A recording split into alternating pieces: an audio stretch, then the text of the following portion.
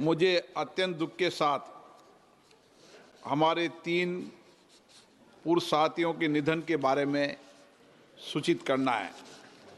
श्री काली प्रसाद पांडे 8वीं लोकसभा के सदस्य थे और बिहार के गोपालगंज संसदीय क्षेत्र का प्रतिनिधित्व करते थे। वे बिहार विधानसभा में भी सदस्य रहे। श्री काली प्रसाद पांडे का दिनांक 22 अगस्त 2025 को 78 वर्ष की आयु में दिल्ली में निधन हुआ। श्री रामेश्वर डूडी राजस्थान के बीकानेर संसदीय निर्वाचन क्षेत्र से 13वीं लोकसभा के सदस्य थे तथा वे खाद्य नागरिक आपूर्ति और सार्वजनिक वितरण समिति के सदस्य रहे।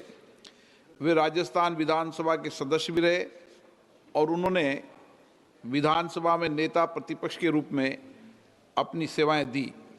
श्री रामेश्वर डूडी का निधन 62 वर्ष की आयु में दिनांक 4 अक्टूबर 2025 को बीकानेर में हुआ। श्री श्याम सुंदर लाल 6ठी लोकसभा के सदस्य थे। राजस्थान के तत्कालीन बयाना संसदीय क्षेत्र का प्रतिनिधित्व करते थे। श्री श्याम सुंदर लाल का 28 नवंबर 2025 को दिल्ली में 89 वर्ष की आयु में निधन हुआ। ये सभा अपने पूर्व सहयोगियों के निधन पर गहरा शोक व्यक्त करती है। शोक संतप्त परिवारों के प्रति अपनी संवेदना व्यक्त करती है। अब सभा दिवंगत आत्माओं के लिए मौन रहेगी।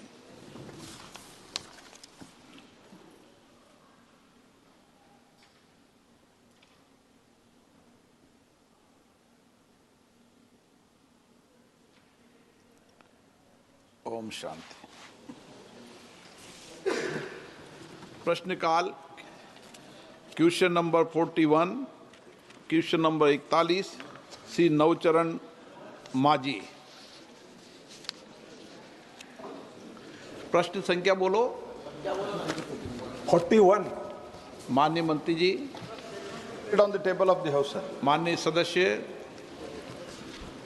मेरा ये प्रश्न था, क्या उपभोक्ता मामले, खाद्य एवं सार्वजनिक वितरण मंत्रालय ओडिशा जैसे आदिवासी बहुल एवं पहाड़ी क्षेत्रों के लिए विशेष प्रावधान अथवा संशोधित मानदंड तय करने पर विचार कर रहा है ताकि ऐसे दूर दराज क्षेत्रों के गांव में अतिरिक्त सार्वजनिक वितरण प्रणाली पीडीएस उपकेंद्र तथा गोदाम स्थापित किए जा सके, जिससे लाभार्थियों को राशन प्राप्त करने हेतु लंबी दूरी तय न करने पड़े।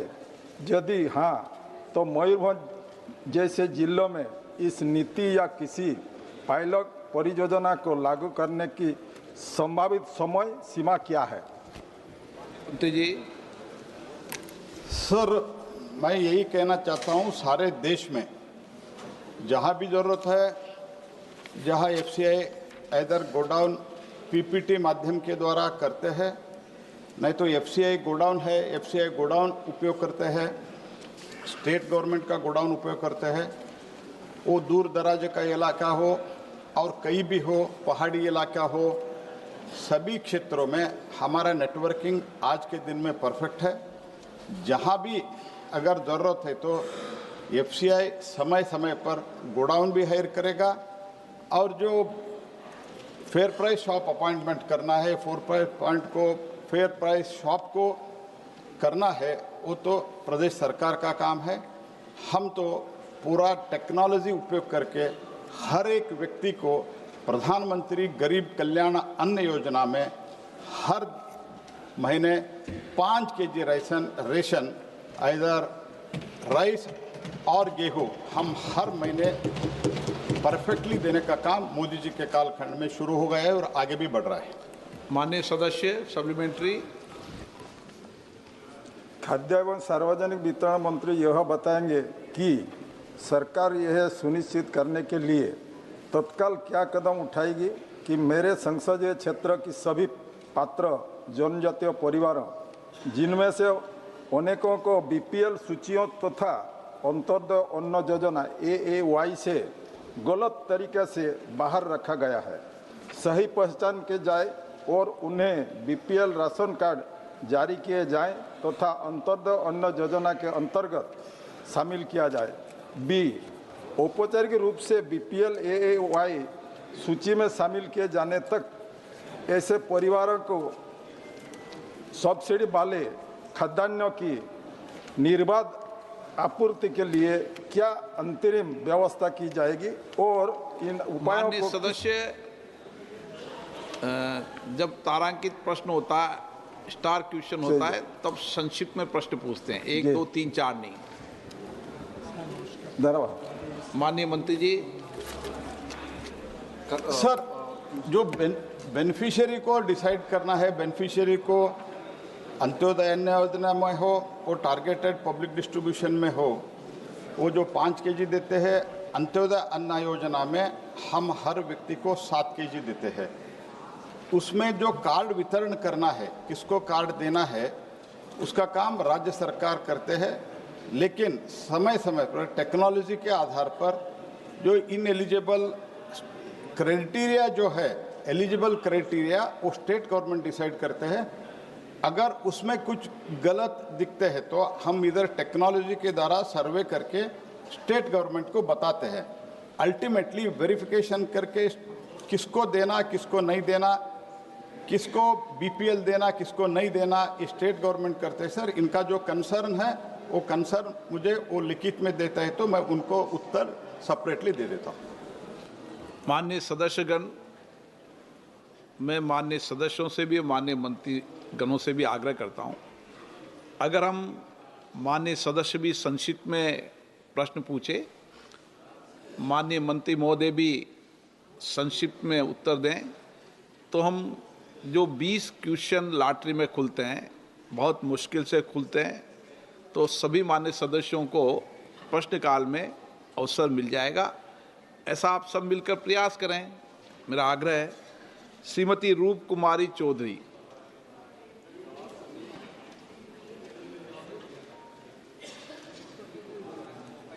श्रीमती रूप कुमारी चौधरी।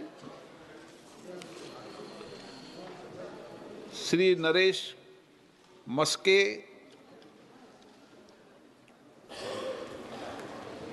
सर, हमारी सरकार हर साल नेशनल फूड सिक्योरिटी एक्ट पर लगभग 2 लाख करोड़ रुपए खर्च करती है। 2015 में शांता कुमार कमेटी ने पीडीएस कवरेज को 40% तक कम करने की सिफारिश की थी ताकि सब्सिडी को बेटर टारगेट किया जा सके। क्या सरकार पीडीएस कवरेज को रैशनलाइज करने और सब्सिडी को बेटर टारगेट करने के लिए शांता कुमार कमेटी जैसी सिफारिशों पर कोई ठोस कदम उठा रही है, और क्या अनाज देने वाले इस मॉडल की जगह एक well targeted direct benefit transfer DBT system को लाने पर गंभीरता से विचार हो रहा है क्या? बैठिए। नेशनल फूड सिक्योरिटी एक्ट के अनुसार 75% रूरल पॉपुलेशन, 50% अर्बन पॉपुलेशन, इन लोगों को हम फ्री में राशन बांटने का निर्णय माननीय प्रधानमंत्री जी के नेतृत्व में प्रधानमंत्री गरीब कल्याण अन्न योजना में हमने शुरू किया है, वो जारी है।